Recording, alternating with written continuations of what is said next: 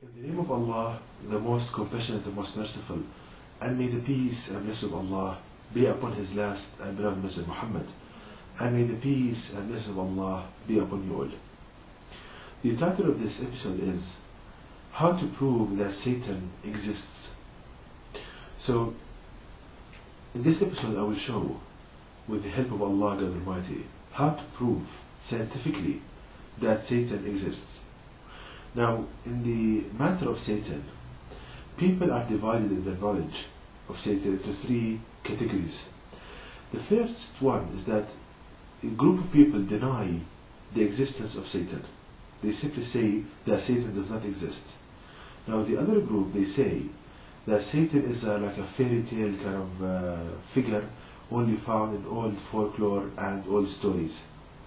And the third group of people, they say that Satan exists, but they don't know how he affects them. They don't know any way on where is Satan and how he affects them. Now, the only book on the face of the earth which explains Satan and how he affects us in a complete and comprehensive manner is the last revelation of Allah God to people, the Quran. Now, the question arises, how to prove that Satan exists? Because Satan is something that you cannot see. So how can you prove the existence of something that you cannot see? It is established that you cannot see Satan. But how to prove that he exists while you don't see him? Now, the way that you prove the existence of something that you do not see is by proving its effect. For example, air.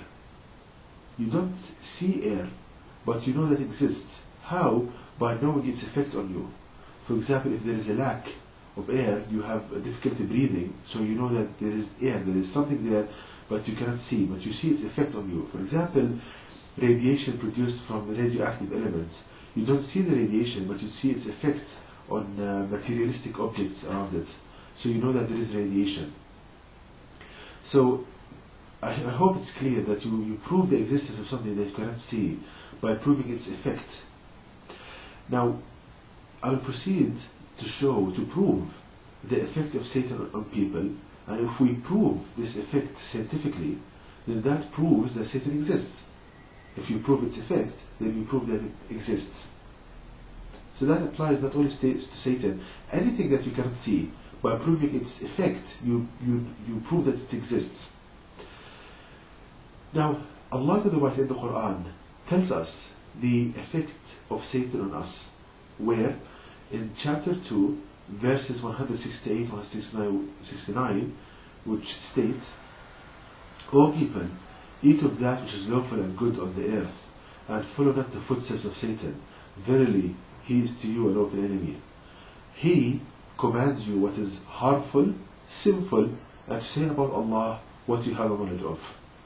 So Allah tells us that the symptoms of the effect of Satan on us is a person experiencing thoughts of harm to hurt himself and others, ideas of lust and perverted sexual ideas, and to say about Allah what you have no knowledge of.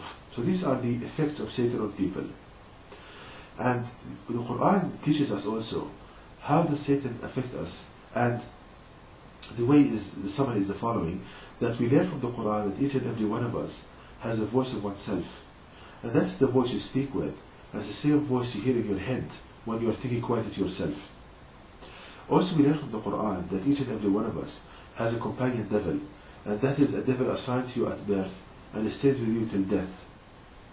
And the way that this companion devil affects you, each and every one of us has this companion devil, is explained in the Quran in chapter 17 verse 64, which states, and will fool them gradually, whom you can of them with your voice. This is part of the verse.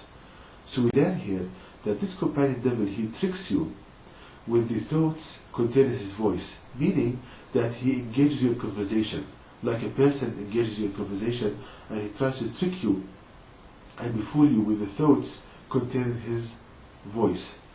Now here somebody might ask, I only hear the voice of myself when I think quietly. So where is this voice of Satan?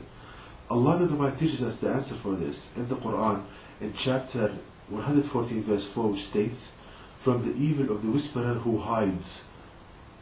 So Allah teaches us that this companion devil, he whispers to you, he talks to you, but at the same time he hides from you. Meaning that he does not want you to feel his presence. So the only way he can talk to you at the same time hide from you is that if he matches his voice with your own voice. So Satan makes his voice identical to the one you think with regards to tone, frequency, style of speech, even the languages you know.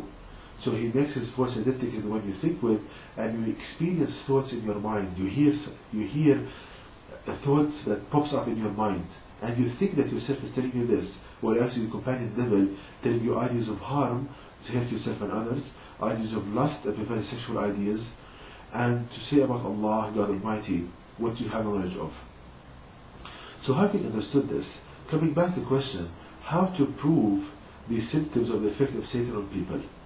Now there is a very famous psychologist who did an experiment, and in this experiment he asked his patients, people with mental disturbances, to describe to him what are the symptoms that they suffer from.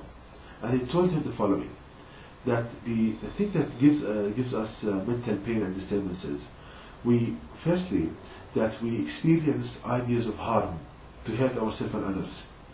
The second group of ideas that we experience, ideas of lust and filth and perverted sexual ideas. And the third group of ideas, blasphemy, meaning insulting religious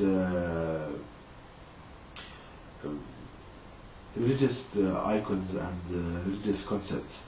So if we compare the symptoms that people with mental disturbances, with mental illness suffer from, and the symptoms of the effect of Satan on people as described in the Quran, he commands you what is harmful, sinful, and say about Allah what you have knowledge of. We see a perfect match between the two.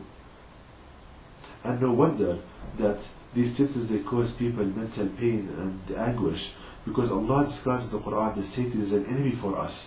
And an enemy does not want your well-being, your happiness, but wants your pain and despair. So I prove it here with the help of Allah God Almighty, the effect of Satan on people. So proving the effect, it proves that Satan exists, and it proves that he affects us exactly as described in the Quran. And Allah God Almighty shows us this, brothers and sisters, to save us from this enemy. So the conclusion is that Satan exists. He affects us by matching his voice with our own voice we hear in our own head. And he tells us ideas of harm to hurt ourselves and others, ideas of lust and perverted sexual ideas, and to say about Allah, God, what you have knowledge of. And you think that yourself is telling you this because the voice is identical, when actually it's companion devil. And to know more details about this topic, please visit my website at www.quran-miracle.com, and you can email me at zquran@yahoo.com, and may the peace and blessings of Allah be upon you all.